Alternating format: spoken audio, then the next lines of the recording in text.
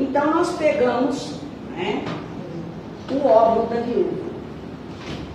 Primeiro nós gostaríamos de dizer que é preciso que nós tomemos cuidado quando vamos analisar as escrituras, né, os ensinamentos que Jesus nos deixou, seguindo aquela orientação de Paulo, para que nós observemos, tiremos a essência da letra, para que a gente possa fazer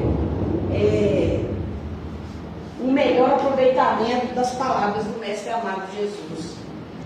Nós não podemos cair em determinados enganos de interpretação quando nós formos analisar as passagens do Mestre amado. Então, porque hoje, principalmente nos tempos atuais, foram em todos os tempos, mas nós vemos aí, né, o gosto ou a intenção ou a preferência de querer trazer a palavra do Cristo num contexto que satisfaz aos seus próprios caprichos e prazeres. E não é bem assim, né? Jesus, por exemplo, falou aqui usando o dinheiro, mas ele não fala sobre o dinheiro, ele fala sobre a ação, né? Então, querer materializar a fala de Jesus para a realidade dos nossos interesses humanos, de forma alguma. E Jesus apenas se utiliza aqui, como na parábola da dracma perdida, ou de outras situações, ele usa, né, o dinheiro, o exemplo do dinheiro. Jesus falava das coisas divinas. Ele queria de alguma forma despertar de suas palavras o que de mais belo havia nos corações. Nunca explorou qualquer tipo de imagem e nunca existiu violência de sua parte no aprendizado que ele trazia. Aliás, não faz parte da providência divina a violência das consciências. Nós vamos no labor das encarnações, nas convivências, crescendo e amadurecendo, aprendemos compartilhando, e essas experiências nos tornam muito melhores quando nós não estamos eivados de orgulho, por exemplo, né? Então, o óbolo da viúva é verdadeiramente o símbolo da caridade mais pura. Aqui, Jesus trabalha conosco a questão da caridade plena, da caridade pura, sem qualquer interesse, não é? E Jesus dizia assim, lá naqueles tempos: cuidado com os escribas, eles desprezam os preceitos mais importantes da lei, que é a justiça, a misericórdia e a fidelidade. São hipócritas como os fariseus. Jesus também não facilitava nada, né? Tinha que falar, falava. Por quê? Os escribas eram entendedores das leis, mas eram apegados às coisas materiais, tanto que cobravam para ensinar as mesmas leis, não é? Então, Jesus alerta-nos que nós precisamos de tomar cuidado com os escribas e os fariseus, que naqueles tempos eram representados por aquelas pessoas, mas aquele tipo de pessoa existe nesses tempos. Então hoje tem muito escriba e fariseu por aí, não é? E nós não podemos, de forma alguma, nos apegarmos às coisas materiais, à letra simplesmente, sem deixar que esta luz que sai desses ensinamentos venha gloriar os nossos interiores, né? Os escribas e os fariseus, por exemplo, não gostavam de Jesus de forma alguma, porque Jesus falava de modo claro, utilizava-se das coisas do seu povo. Ele tinha uma metodologia especial e, além disso, o amor era tão grande ao ensinar que cativava as pessoas. Então, eles achavam que Jesus era muito liberal. Porque os fariseus, entre aspas, não é? Caracterizando pessoas que são apegadas a letras e a coisas materiais, e os fariseus da mesma forma, né? Eles estão por todos os lugares, ainda não compreenderam a mensagem do Mestre amado Jesus. Então vamos avançar um pouquinho aqui. Se a gente vai falar do óbolo da viúva, então peraí, vamos falar desse óbolo. Que óbolo é esse? As moedas, não é? Como que era a moeda naquele tempo? Então, pequena moeda usada na antiguidade, né, de valor insignificante, era o óbolo. Como se diz, se nós tivéssemos ainda hoje a moeda de 1 centavo, seria ela. A que tem menos valor, não é? Então eu trouxe algumas moedas para mostrar para os irmãos. Por exemplo, leptos, né? Era uma moeda judia e ela valia 128 avos do denário. O denário valia um dia do trabalhador. O indivíduo trabalhava um dia inteiro para ganhar um denário, que era a moeda de maior valor em Roma, não é? O leptos, que era a moeda judia, era 128 avos. Você dividia, e elas eram por peso. Dividia elas por 128, tirava uma parte, era ela. Ou seja, tinha pouco valor, não era? Ora, a moeda romana, ela valia 57 gramas. A dracma, que todo mundo já viu, né? Até a parábola da dracma perdida, ela valia 3/4 de um denário hoje. Valia mais um pouquinho, né? Pegava ali o denário, dividia por 3, era valor da dracma. E tinha também a moeda dos hebreus, que pesava 0,6 gramas, né? Então, a gente vai ver aí que a moedinha da viuvinha era aquela de menos valor, mas foi a que mais pesou, segundo Jesus, né? No meio de todas aquelas ali. Nós estamos falando de viúvas e eu gosto muito de pesquisar. Alguns nomes de viúvas que nós temos conhecimentos aí. Por exemplo, Noemi ou Naomi, que significa Mara, ela era tataravó do rei Davi, casada com um cabra lá que se chamava Elimeleque. Ele faleceu porque os homens morriam muito cedo, né? Ela teve 2 filhos, que eram o Malom e o Quilion. Eles se casaram e deixaram, logo depois de casar, 2 mulheres viúvas também. Então sobrou a mãe viúva com 2 viúvas, né? Que era a Orfa e a Ruth. A Orfa é a que foi mãe do Golias, né? E a Ruth ficou reconhecida nos textos sagrados por ser uma pessoa amorosa e que devotou muito amor à sua sogra. Eu não sei se todo mundo sabe aqui, mas na lei, né, está lá escrito na lei que quando a gente se casa e se separa, o homem que foi o nosso marido é o nosso ex, não é? Não existe ex-filho, não existe ex-mãe e nem ex-pai. Ex-sogra também não. Olha só. Então a sogra para sempre, viu, gente? Quando a gente casa com a família inteira. Mas mais de preferência, pai e mãe estão ali bem juntinhos, né? Então, você se separou, a sua sogra é para sempre. Está na lei. É legalmente isso aí. Ainda bem que eu gosto muito da minha sogra. Pensa, né? E a Ruth amava tanto essa mulher que ela pediu para elas: olha, voltem para os seus lares, para as suas famílias. A Orfa foi. E a Ruth diz para ela assim: para onde tu fores, eu irei contigo. Onde quer que pousares, pousarei eu. O teu povo será o meu. O teu Deus será meu Deus. Onde quer que tu morreres, morrerei eu, e ali serei sepultada. É legal mencionar uma coisa dessa, né? Outra conhecida viuvinha é a Ana.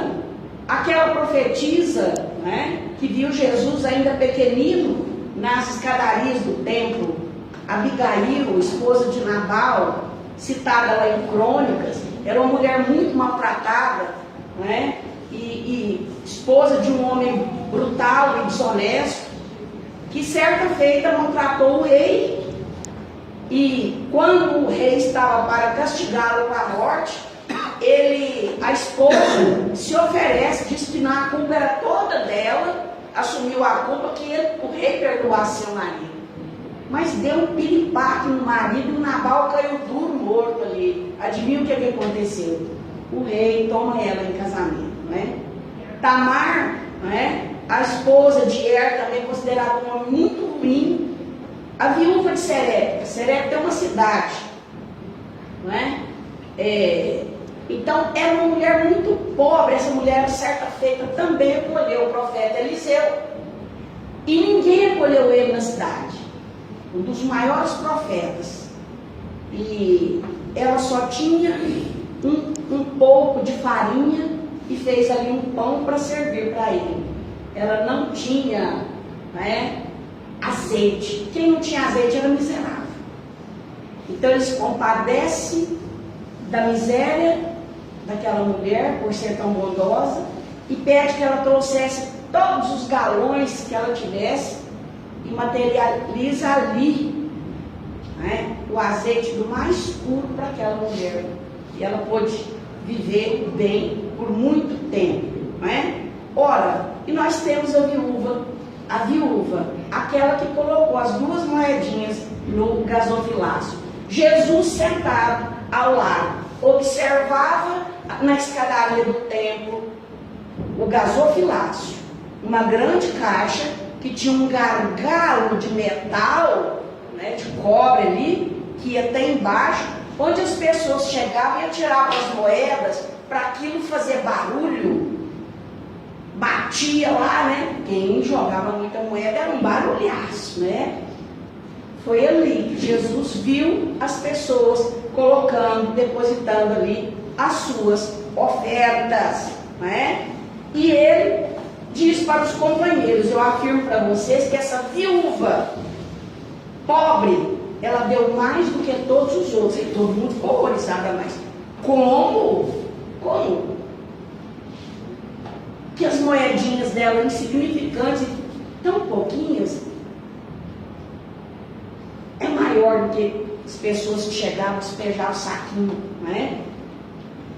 Mas aí nós vamos ver no desdobramento por que é que as suas moedas valeram mais. Antes nós vamos lembrar o Livro dos Espíritos, na questão 888, que o Kardec pergunta: o que se deve pensar da esmola? Então os Espíritos respondem que nós precisamos assegurar a existência daqueles que não podem mais trabalhar, dos doentes, dos acamados, dos baldos, né, de recursos, né, tudo o que eles precisam, sem lhes deixar a vida à mercê do acaso. É um dever moral de todos nós na sociedade, né? Mas, na subpergunta desta mesma, o Kardec pergunta: dar-se-á então que reproveis a esmola? Vocês reprovam a esmola? Eles dizem: não, o que merece reprovação não é a esmola, mas a maneira porque habitualmente ela é dada.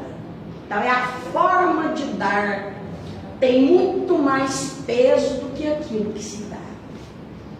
Se você dá R$1.000 para alguém, desprezando ele, maltratando, fazendo com que ele se sinta humilhado, mal, ao receber aquele dinheiro na frente de todo mundo, você não deu nada. E se você nem tiver uma moedinha, mas parar, olhar nos olhos daquele cidadão: eu não tenho nada para te dar, você aceita um abraço, um aperto de mão, conversar com ele, nós estamos oferecendo o que de melhor nós temos. Porque é o sentimento que envolve a ação que é o mais importante, que nós precisamos de tomar cuidado a isso, né? Então, meus amados irmãos, Ao longo da história, né, da humanidade, doar coisas materiais sempre foi prática comum, graças a Deus.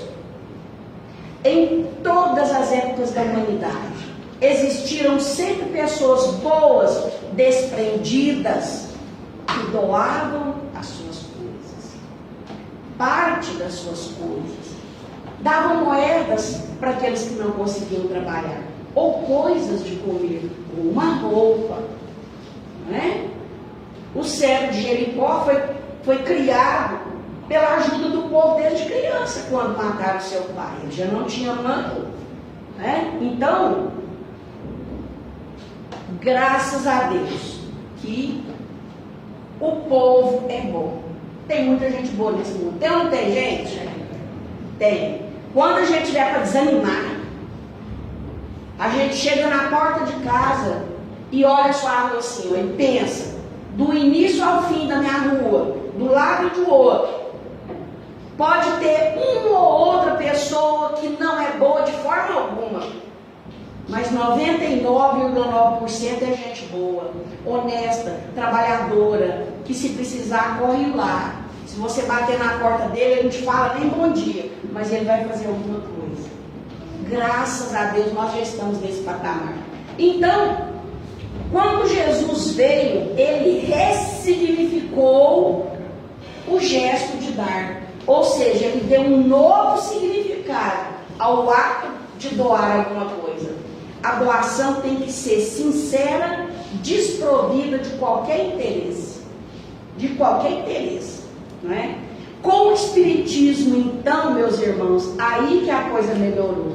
Por quê? A gente pode transcender o aspecto material em todos os sentidos. Um copo d'água dado, oferecido, uma garrafinha de água para o outro, com amor, ele está valendo muito. Agora, se for um cara feio com azedume, vai envenenar a água do copo, nem dele, vai fazer mal a ele, deixa outro dar. Não é assim? Então, nós precisamos de aprender a doar com amor. O que faz com amor. O que faz com carinho. É o melhor que nós podemos oferecer. E a gente doa virtude também. Alegria, a gratidão, né?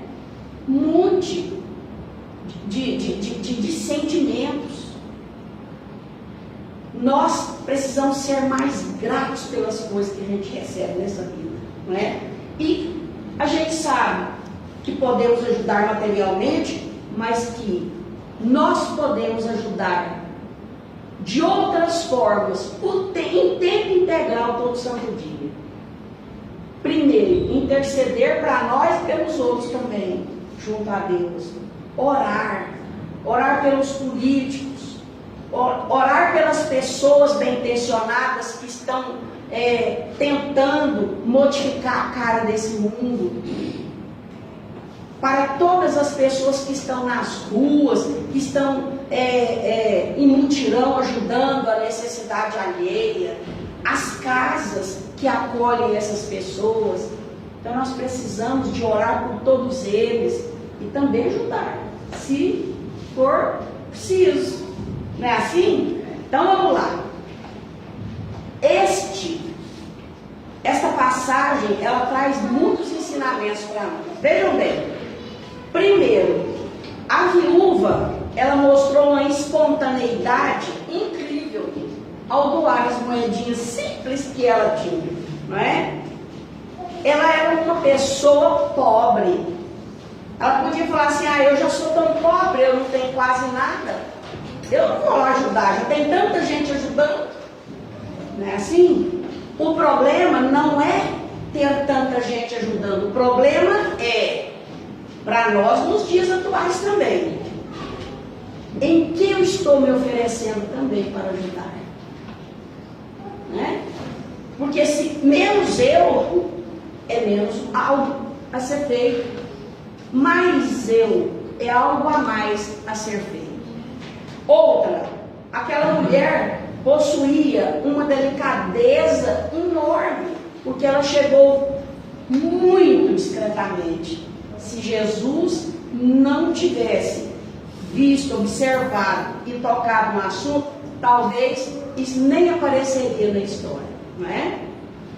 Ela nos ensina que a caridade verdadeira é exatamente assim: oferecer aos outros o que não temos para nós, sem nada exigir. O último, meu pai era assim. Já vi muitas vezes, tiraram o último do bolso. Aí eu pensava assim, eu era criança, falava assim, mas ele deu o último, e a hora que ele precisar? Mas na cabeça dele, eu posso trabalhar, estou trabalhando, tenho trabalho, vou ter amanhã, vou ter agora mesmo. O outro não tem. Não é assim? Esta passagem aqui, ela visa objetivar a não necessidade de grandes fortunas para poder fazer caridade para os outros. Quando eu ganhar na loto, na esportiva, ou em qualquer jogo aí que eu tiver bem de situação, eu vou fazer muita caridade. Vai não. Se já não faz agora, não tendo, passando dificuldade, sabendo que o outro passa também, a hora que tiver a situação boa, vai arrumar escola para não ser assaltado, vai mudar de cidade, porque não quer que ninguém descubra onde ele mora. Não vou no centro mais porque eu vou ficar muito visado, vou ser sequestrado. Tem um monte de coisas, né? Então muita coisa vai interferir. A gente brinca assim, mas a gente sabe, não é? Que nós não precisamos de ter muito dinheiro para ajudar.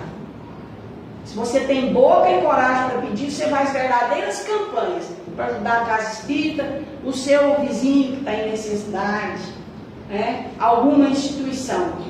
Então, nós precisamos de abdicar da felicidade, né? Do meu repouso, dali do meu descanso, também para doar um pouquinho do meu tempo, para fazer uma visita no asilo, para cantar lá no asilo, oferecer um cafezinho uma vez por mês, passar um bolo na boca do velhinho, né? Orar com ele. Olha a caridade plena aí, né? E olha, a gente acha que é fácil fazer caridade, não acha? É fácil dar dinheiro para os outros. Uma vez eu vi um espírito dizendo que o espírito tem feixe, eclair no bolso, né? Ou parece que tem escorpião no bolso, quer enfiar a mão no bolso para poder doar, né? Então nós precisamos né? O que essa casa precisa? O que ela tem necessidade? A casa de caridade tal, né? Então nós podemos ajudar de qualquer outra forma. E olha, pensar nos outros antes de nós próprios. Palavras de consolo, ajudar o enfraquecido, saber lidar com a calúnia e a crítica, ter capacidade de tolerar as pessoas, paciência que é a paz em nós, é a caridade espiritual, moral, né? Então Jesus chamou atenção nesta parábola, nessa passagem aqui, né? Para o sacrifício em prol de alguém. Nós sacrificamos alguma coisa de nós mesmos? Quando damos, o que nós damos? Como nós estamos dando? Lá no guarda-roupa, vou fazer a faxina no guarda-roupa. Não, esse aqui não, esse aqui não, eu tô gorda, não entra nesse vestido, mas ele vai ficar aqui que eu vou emagrecer. Não, esse aqui também não, tal, aquele sapato. De jeito nenhum. Né? Ou seja, não, caiu de moda agora, não tem coragem de usar, não tem jeito. Ou então, eu não tenho coragem de usar por qualquer outro problema, então vamos levar para lá para poder dar para o pessoal usar. Né? Então, a gente precisa de ter... o que eu dou e como dou? Pensar isso aí. O Bezerra de Menezes tirava o anel para comprar um medicamento, camisa, entendeu? Nós não somos Bezerra de Menezes, nem temos que sair fazendo como ele. Que a gente ainda nem tem essa capacidade para desprender-se assim, não é?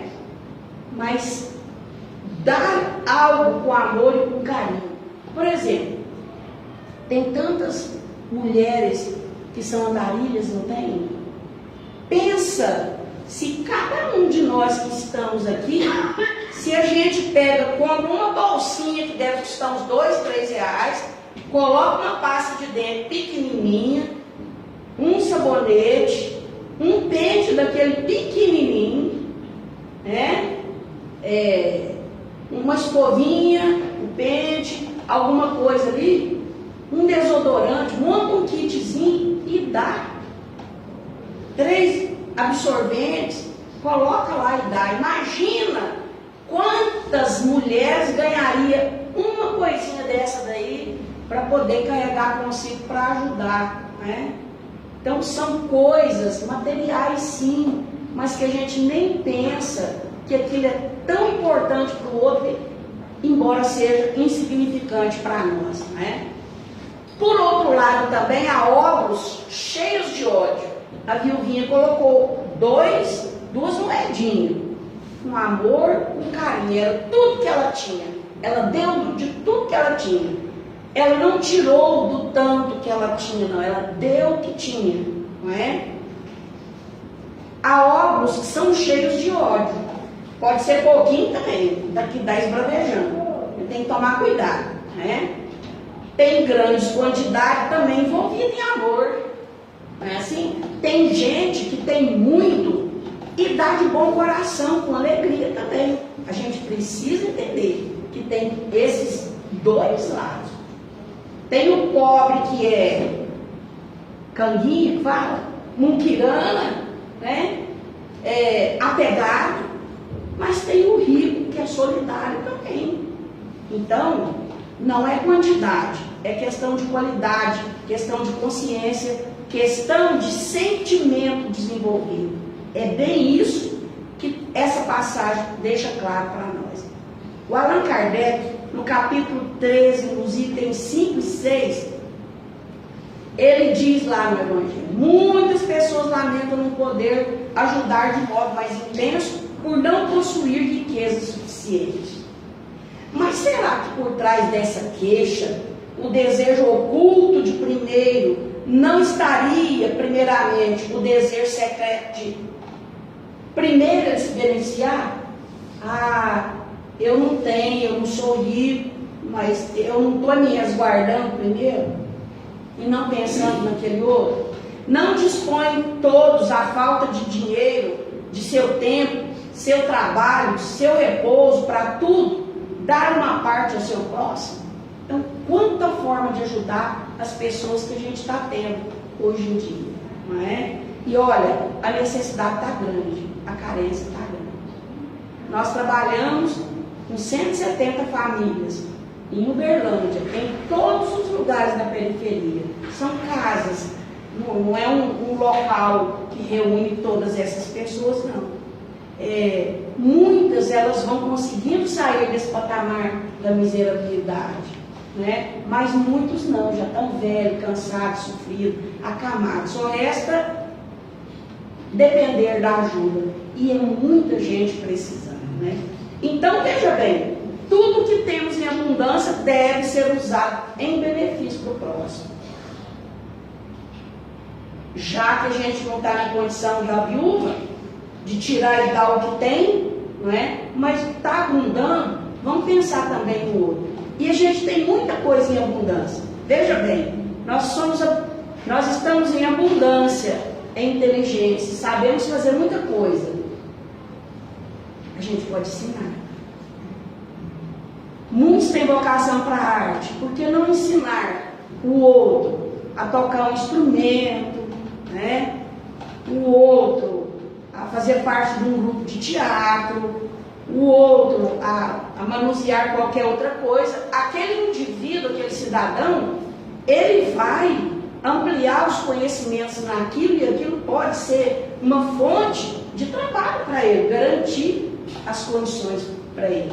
Eu conheci um senhor, o tio Antônio Melo, que foi maestro da banda Luzia dos Tempos de Uberlândia. Centenas de pessoas ele ensinou de graça. E uma grande parte se tornaram músicos. e sobrevive da música até hoje, não é? Então é assim.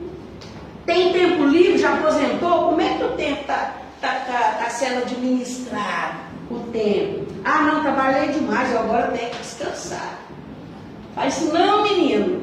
Trabalhe um pouquinho. Porque quando nós passarmos para o mundo espiritual, nós depois vamos ficar entristecidos porque tínhamos tempo e não nos dedicamos a alguma causa em favor do outro. Quanto a gente puder, que a gente faça, não é? Ter humanidade, empatia, solidariedade, ou seja, colocar as virtudes em prol dos outros, porque aquilo que nós fazemos para o outro é para a gente mesmo que a gente está fazendo, não é?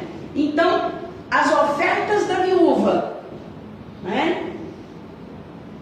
A primeira oferta que ela deu foi a coragem dela, de no meio de tanta gente distribuindo jogando tantas moedas, ela ir lá e colocar duas, as mais insignificantes, não é?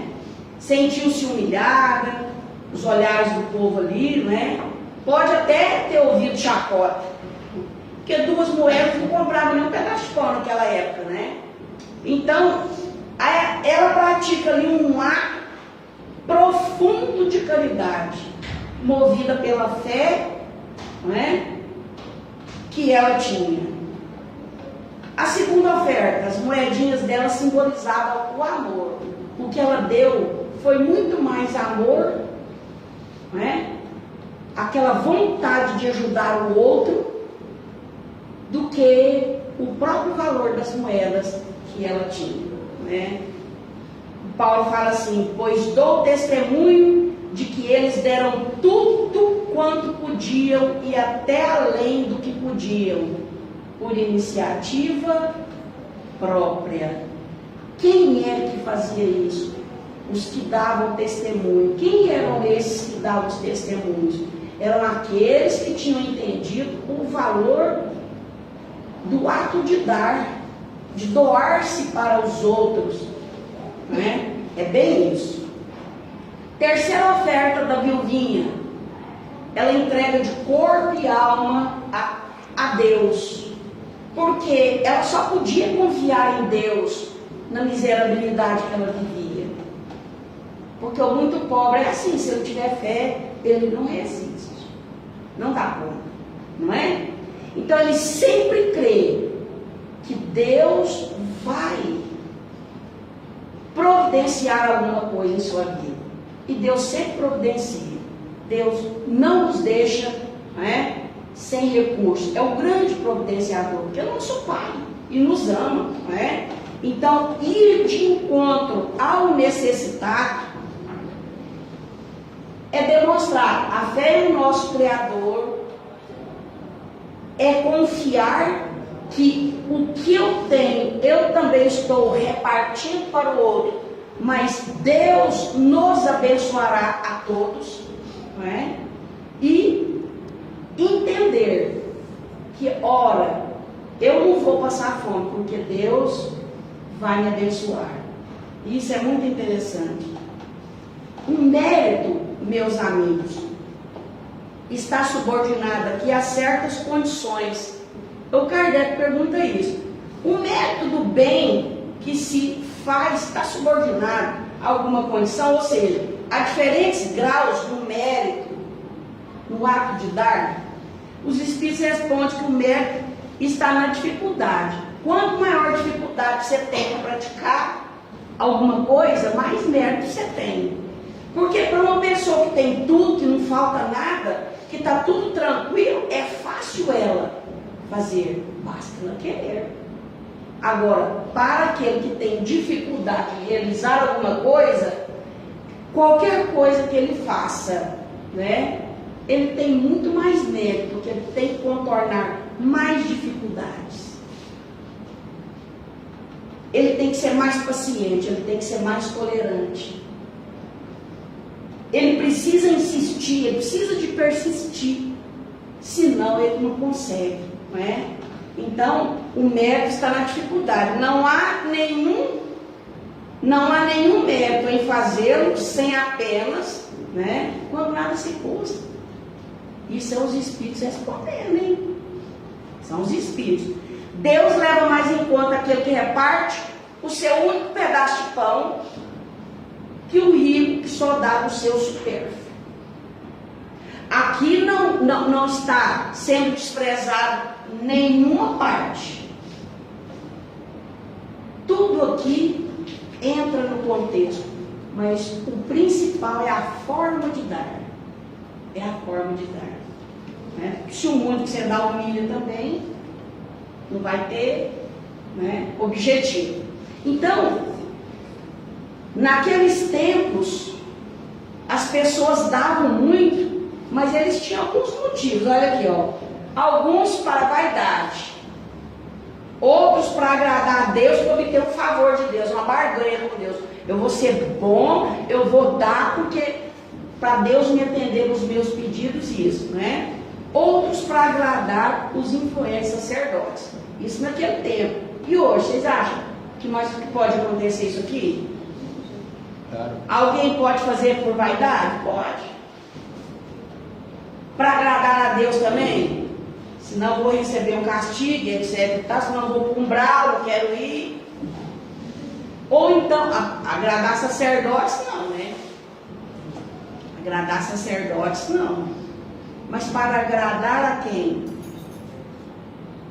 A nossa cupidez, o nosso egoísmo, as nossas ilusões, a nós mesmos, não é? Então, meus amigos, é importante ajudar. O irmão X conta a história de um pão. Ela é interessante essa história. Tinha um menino, né, que chamava Jonaquim.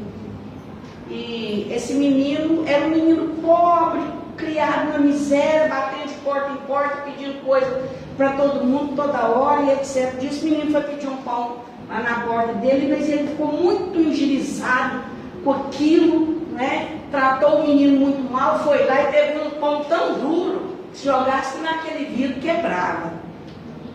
E pegou e deu um pão para aquele menino. O menino foi embora, ainda foi muito satisfeito, porque estava com fome, né? Tinha comido naquele dia. Muito bem.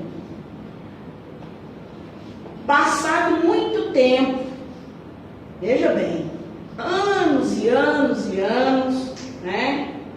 O Barsabás desencarnou. Passou por muitas tribulações no mundo espiritual, porque era uma pessoa muito complicada e não ajudava ninguém. Quando ele foi acolhido, o mensageiro, né, levou ele mais nas paragens lá, e ao anoitecer, e ele viu, o mensageiro disse para ele assim, ele clamou que ninguém orava por ele. Ninguém se lembra de mim. Não, olha aquela luz, siga aquele facho de luz lá. Aí ele segue o facho de luz, ele é arrastado até aquele facho de luz numa casinha humilde.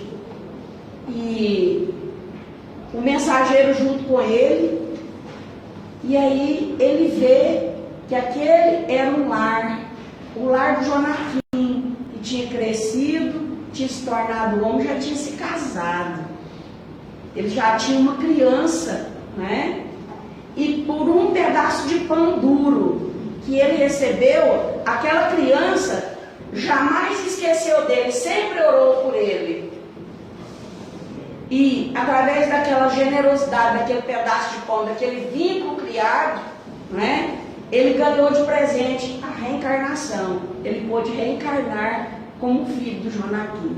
Olha o que um pedaço de pão faz, né? Agora imagina o que a gente pode dar para o nosso irmão com bom coração, né? Eu encerro aqui com um poema do Cassimiro Cunha, que se chama Entre Nós. Coração que não se abre, a sementeira do amor, não guarda com segurança a luz do Consolador. Muita leitura sem obras, de ensino e consolação, traz a flor parasitária da inútil conversação. Desalento, choramingas, em pranto sempre a correr, expressa frequentemente muito serviço a fazer. Comentários contra ingratos, verbo amargoso e violento, são tristes revelações do anseio do isolamento. Discursos sem caridade, fraternidade sem portas, tribunas que não amparam, são sinais de fontes mortas.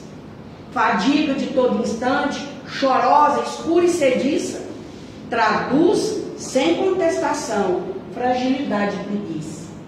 Cabeça muito ilustrada, sem a vida em calmaria, sobre a vida em calmaria é urna lavrada em ouro, muito nobre, mas vazia. Entusiasmo eloquente, sem atos de amor cristão, é fogo de palha seca, em bolhas de água e sabão. Sublime conhecimento, distanciado do bem, é tesouro enferrujado, que não ajuda ninguém. Banquetes de inteligência, sem Jesus suprindo a mesa, são brilhos de força bruta, em pedras da natureza. Então, que nós nos lembremos sempre do Mestre amado Jesus.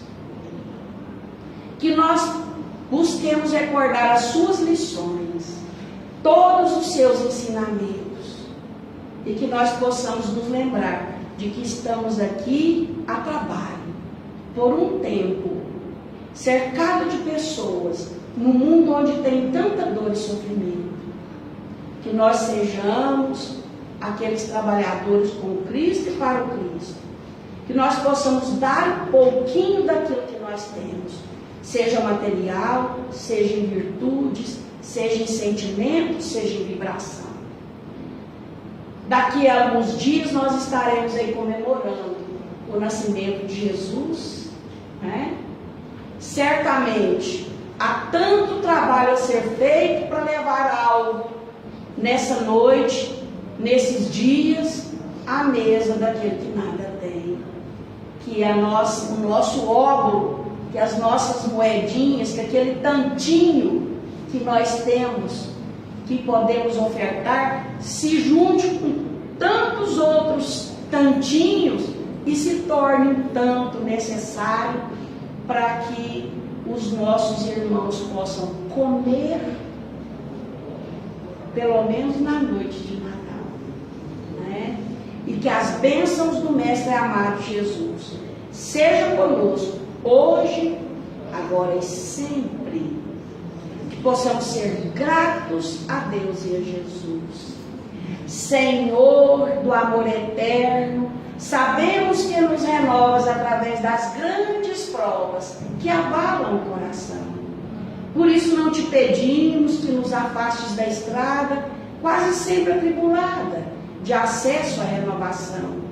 Estamos a suplicar-te acréscimos de energia nas lutas de cada dia e amparo restaurador. Necessitados de forças, rogamos-te apoio amigo. Queremos estar contigo no seio do eterno amor.